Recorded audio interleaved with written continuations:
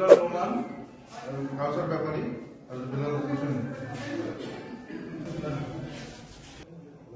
দ্বিতীয় নম্বর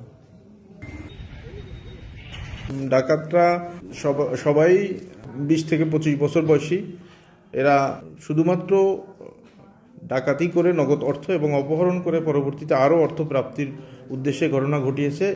ইতিপূর্বে রুজুকৃত মামলায় আমরা ঘটনার সাথে জড়িত 5 জন আসামিকে গ্রেপ্তার করে অভিজ্ঞ আদালতে সুপর্দ করেছি। তারা অভিজ্ঞ আদালতে তাদের দোষ স্বীকারোক্তিমূলক জবানবন্দি প্রদান করেছে। মামলাটির তদন্ত কার্যক্রম পরিচালনাকালে অদ্য 31/1/2025 তারিখ ঢাকার গ্যান্ডারিয়া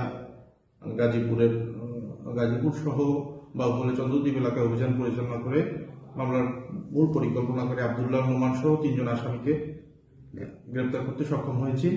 তাদের স্বীকারোক্তি মতে মামলার ঘটনায় ব্যবহৃত একটি ট্রলার উদ্ধারপূর্বক জব্দ করেছি। আসামিদেরকে বিজ্ঞ আদালতে সোপর্দের জন্য আমরা তৎপর রয়েছি।